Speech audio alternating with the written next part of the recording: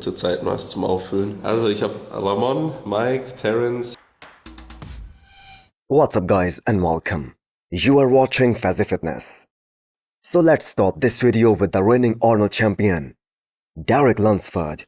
And not that it matters whether a certain athlete or a certain bodybuilder, they have a death phase at 5 to 6 weeks out. Not just before the Olympia, before any show. But just because so many people were pointing out that Derek won't be in shape because his death phase that doesn't look as sharp, as shredded as Samson Dauda at that same point in time. Well, how about this phase right now?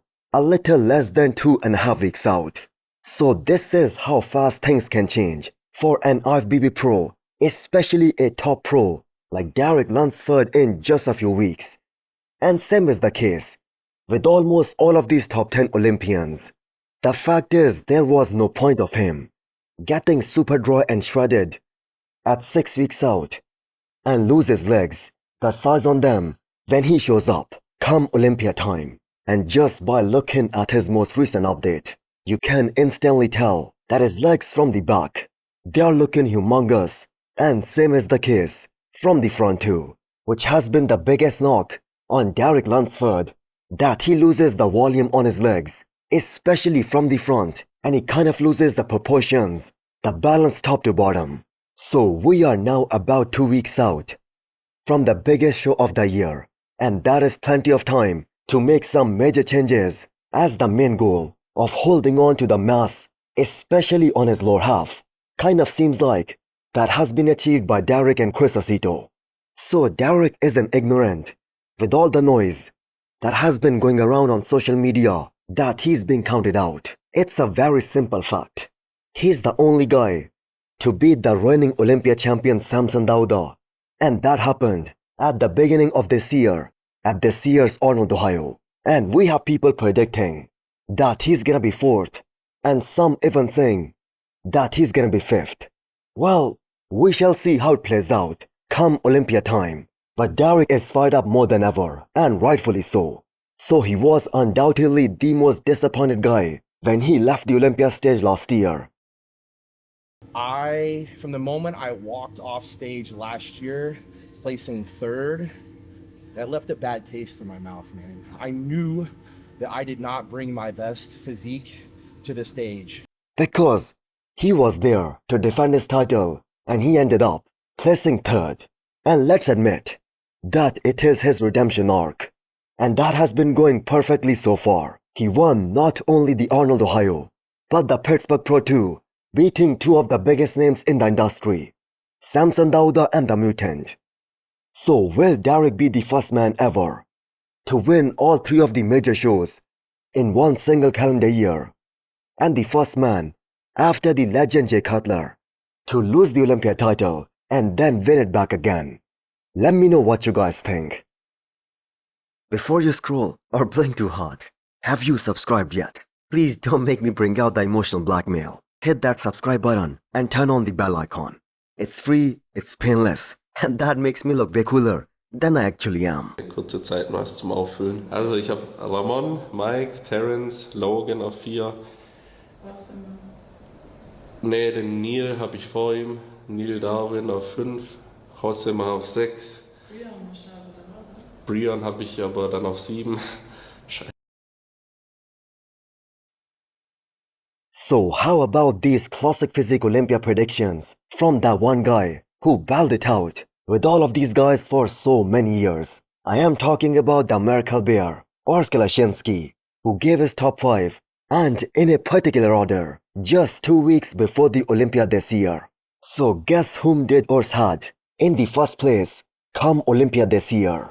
It isn't Mike Sommerfeld or Terence Ruffin, it's Ramon Dino. So Urs and Ramon, they have quite a great history together. So both these guys made their Olympia debuts together back in 2021. And interestingly, in all of the 4 years that they competed against each other, the score between them is tied. So Ramon Dino beat him 2 times in 2022 and 2023, and Urs beat him at their Olympia debut and last year. So Urs has Mike in 2nd place, which is a different pick compared to some of these other guys.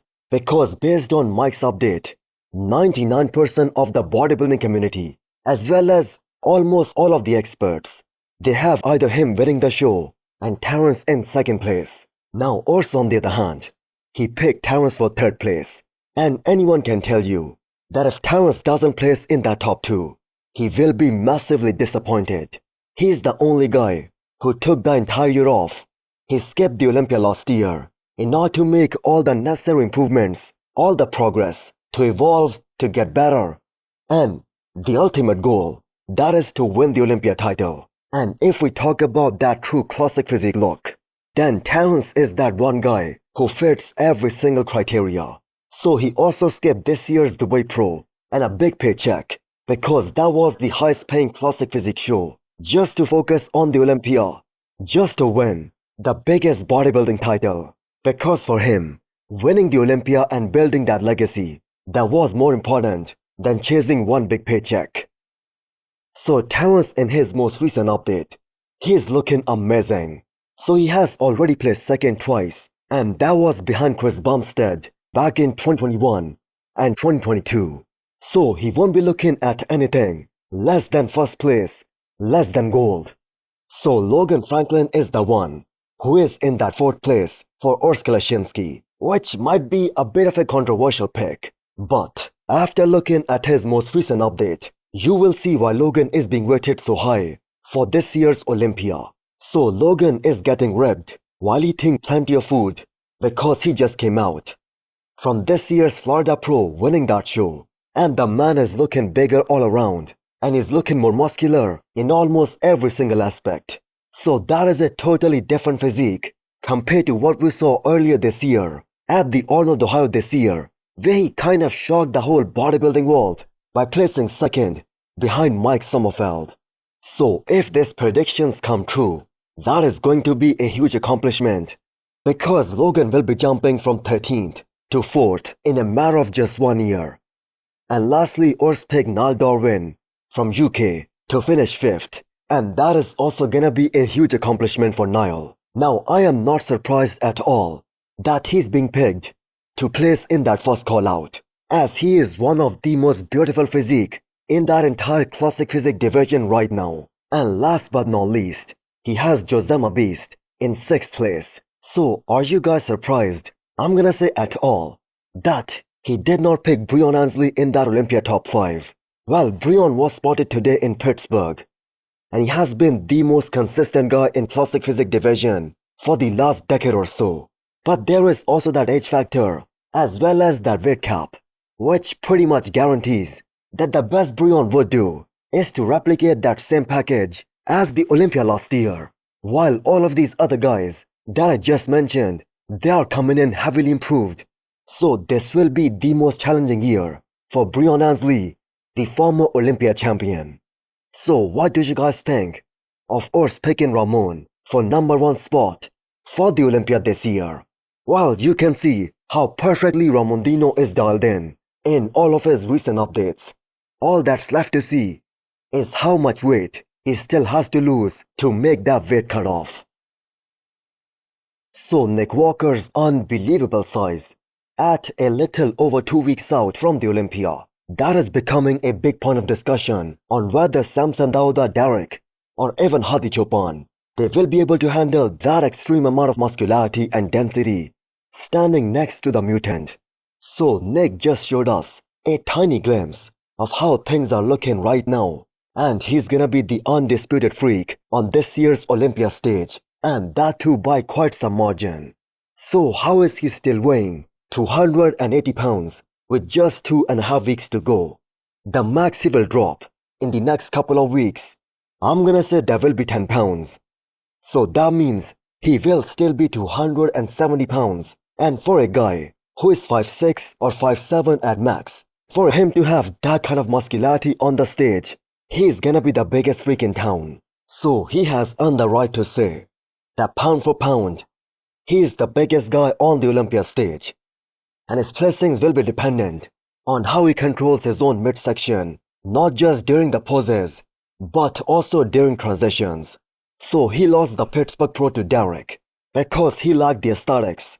His abdominal distension that became one of the biggest factors in him losing a very close battle to Derek Lunsford.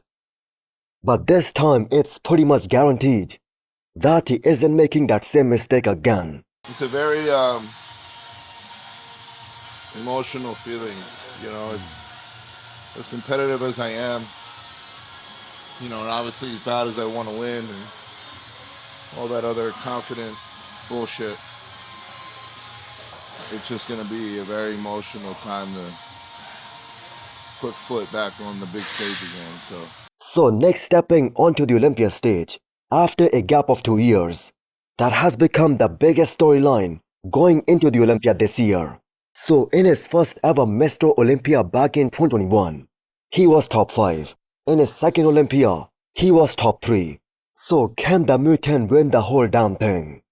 So hit the thumbs up button if you liked the video and smash the subscribe button if you wanna come back for more. Thanks for watching.